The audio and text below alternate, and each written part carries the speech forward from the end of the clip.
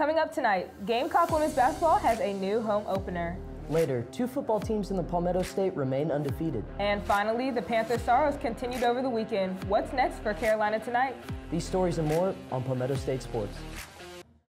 From the Blue Ridge Mountains and through the Midlands down to the coast, there's plenty of sports highlights and moments here in South Carolina. There's only one place where you'll catch all the action. This is Palmetto State Sports.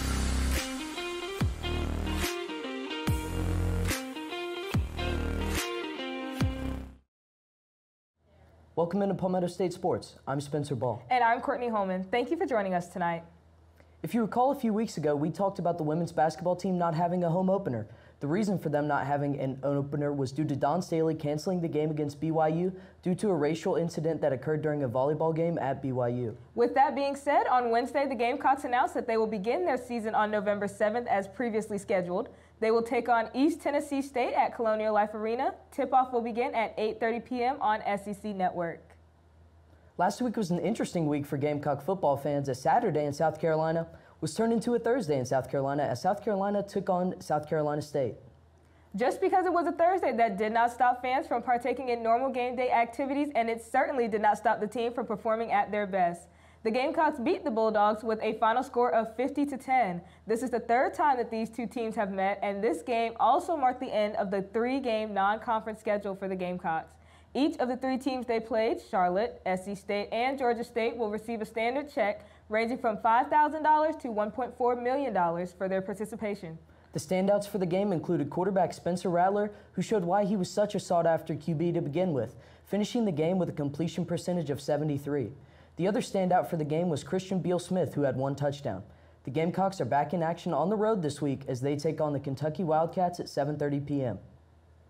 Clemson football remains undefeated after defeating a very tough NC State Wolfpack team last Saturday night in the Upstate. In front of a packed stadium, Death Valley was rocking as the Tigers gained control of the game early and they were able to regain the lead before halftime. After the half, it was all Tigers as they extended their lead behind great QB play from DJ Uiagalelei. He threw for 209 yards and a touchdown through the air, and on the ground he rushed for 73 yards and 2 more touchdowns. DJ has been silencing the haters the last few weeks as the Tigers remain as the 5th team ranked in the nation. However, they aren't the only undefeated football team in the Palmetto State. The Chanticleers have also jumped out to an undefeated start, standing at 5-0, just like the Tigers. Similar to the Orange and Purple team in the Upstate, a lot of the Chanticleers' success has to be attributed to their quarterback, Grayson McCall. This past weekend against Georgia Southern, McCall threw for 335 yards and 3 touchdowns, as well as rushing in 1 on the ground. He has been the key to success for the Chanticleer team as they edge out the Eagles by 4 points to remain undefeated on Saturday.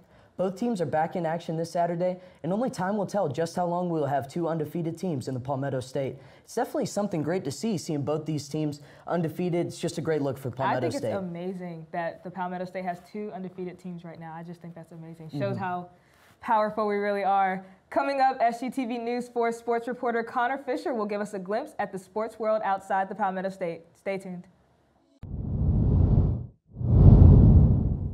Welcome back, Gamecock fans. Sports doesn't just happen here in the Palmetto State. Here's what's going on around the country. 2 steps forward, 1 step back. That seems to be the mantra for the Carolina Panthers this season. After winning their first game of the year against New Orleans last week, the Panthers were defeated by the visiting Arizona Cardinals with a final score of 26-16. After combining for over 200 yards in the previous 2 games, Christian McCaffrey was held to under 30 yards on the ground. But he did lead the team with 9 receptions for 81 yards and a touchdown, showing his elite dual-threat ability. Quarterback Baker Mayfield threw for just 197 yards, the 1 touchdown to McCaffrey, and 2 interceptions, and also lost a fumble. With Sam Darnold coming off the IR, there may be a quarterback controversy in the near future. With the season already a quarter of the way through, the Panthers are near the bottom of the NFC with a record of 1-3. This week, they get to stay at home again and host the San Francisco 49ers and former Gamecock star Deebo Samuel. That matchup will be part of the evening slate of games this Sunday, October 9th. Kickoff is set at 4:05 p.m. on CBS. After almost 162 games, it's down to 12 teams. The bracket for this year's MLB playoffs have been set just days before Wild Card Weekend kicks off. Nearby us, the reigning World Series champion Atlanta Braves are the #2 seed in the National League and thus earned a bye from this first round of playoff action. They are set to play next week in the NLDS against the winner of this NL Wildcard Series. That means that their matchup will either feature the 5th-seeded St. Louis Cardinals of the NL Central or the 6th-seed Philadelphia Phillies of the NL East, who are in the playoffs for the first time since 2011. Game 1 of the NLDS is next Tuesday, October 11th. As we go from summer into fall, the NHL continues to kick off their preseason in preparation for real games starting this weekend. Last year, the Carolina Hurricanes paced the Central Division and the Eastern Conference overall with a final record of 54 wins and 20 losses, 8 of those in overtime. So far, it looks like Carolina hasn't lost a step. In 9 games, the Hurricanes are at the top of the Central Division with a record of 5 wins and 4 losses. The NHL regular season begins with puck dropping on Friday, October 7th. Finally, in basketball news, the Charlotte Hornets had their first preseason game of the year this week against the Boston Celtics. The Eastern Conference champions shot lights out from 3 in a 134-93 victory. Forward Kelly Oubre Jr. led Charlotte with 17 points in the loss. Tip-off for their second game against Indiana was just a few moments ago. Down the road, the Atlanta Hawks will kick off their preseason tomorrow afternoon against Milwaukee. All teams in the NBA will play at least 3 tune-up games this preseason before the real thing starts in just 2 weeks. That's the Pro Sports Rundown for this week. Coming up after the break, the Miami Dolphins might have landed themselves in some hot water with Tua Tagovailoa. Find out more after the break. I'm Connor Fisher. We'll be right back. Welcome back. I'm Colleen Sholtis. If you've been paying attention to the NFL at all in the past couple weeks, you've probably heard the name Tua Tagovailoa. Tagovailoa, former Alabama QB and current Miami Dolphins QB, suffered a head injury 2 Sundays ago against the Buffalo Bills. And after an evaluation from an unaffiliated neurotrauma consultant, Tagovailoa was cleared to play against the Cincinnati Bengals in Week 4. During this game, his head hit the turf and he had an immediate, quote, fencing response and was stretchered off the field. NFL concussion protocol calls for an athlete to be evaluated if the athlete displays gross motor instability, but Tagovailoa was cleared because his instability was related to a back injury. Tagovailoa seems to be doing okay, but his situation has raised awareness for head injuries within the league. Modifications to the NFL concussion protocol may be put in place after this case, and attention to athletes' injuries will be on high alert. And I know concussions are just a big thing right now, and they're absolutely traumatic to athletes, and I can't even imagine. I know people are advising him to retire after this injury. I just think that the NFL needs to take a really good look at this because concussions not only affect the players in their current state, but it affects them later in life. Right. So don't want that to happen to them. Right. Well, the GOAT has proved herself again. South Carolina women's basketball head coach Dawn Staley has been named the 2023 John R. Wooden Legends of Coaching recipient.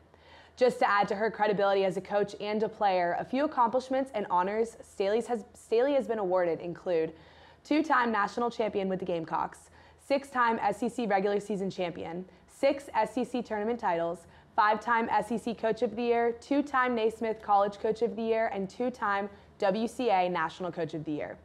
The Wooden Legends of Coaching recipient is based on, quote, character, success on the court, graduation rate of student athletes, coaching philosophy, and identification with the goals of the award, end quote. Staley will be honored on April 7th, 2023, along with the other recipients of the award. And she just never fails to disappoint. She is amazing. No, I'm not even surprised. You cannot beat Dawn Staley, man. You really just can't. Yeah. Coming up after the break, what Carolina sporting events are going on this week. Stay tuned for the Palmetto State calendar. Before we go, let's take a look at the Palmetto State calendar. Starting off with some women's soccer, the Gamecocks head to Starkville to take on the Mississippi State Bulldogs at 7:30 p.m. on the SEC Network. They will then return home to face the Kentucky Wildcats Sunday at 2 p.m. also on the SEC Network. The Tiger women's soccer team will hold Louisville to take on the Cardinals tomorrow night at 7 p.m. On Sunday, they head back to the upstate to host the Virginia Tech Hokies at 1 p.m. The Chanticleer women's soccer team will stay in Conway to take on the Southern Miss Golden Eagles at 7 p.m. They are in action again on Sunday as they travel to Norfolk to take on the Monarchs of Old Dominion at 1 p.m. Moving on to the men's soccer matchups for the week, the Gamecocks will host 6th-ranked Marshall this Saturday at 7 p.m. on ESPN+. Clemson's men's soccer team will head to Pittsburgh to take on the Panthers at 8 p.m., and they'll return home to face UNC Greensboro this Tuesday at 7 p.m. And finally, Coastal Carolina will travel to Atlanta to face the Georgia State Panthers at 7 p.m. Now let's check out the volleyball games for this upcoming week. The Gamecocks will travel to Knoxville to play Tennessee at 4 p.m. on Saturday and again at noon on Sunday. The Tigers will host Pittsburgh this Friday at 7 p.m. and then they'll host Virginia Sunday at 1 p.m. And the Chanticleers will host Georgia Southern for a 2-game series starting with the first game this Saturday at 6 p.m. and then again the following day at 1 p.m. Lastly, we'll take a look at the football matchups for this week. The Gamecocks will travel to Lexington to take on the Kentucky Wildcats at 7:30 p.m. on the SEC Network. Clemson travels to Chestnut Hill to take on Boston College also at 7:30. And the Chanticleers are on the road heading to Monroe, Louisiana to take on ULM this Saturday at 8 p.m. And that's all we have for tonight's edition of Palmetto State Sports. Be sure to follow us on Twitter at SGTV Sports, and to keep up with all of our content, be sure to visit us online at sgtvonline.com. For SGTV News 4 Sports, I'm Spencer Ball. And I'm Courtney Hollomon. From all of us here at SGTV, have a great night, Carolina. Forever to thee.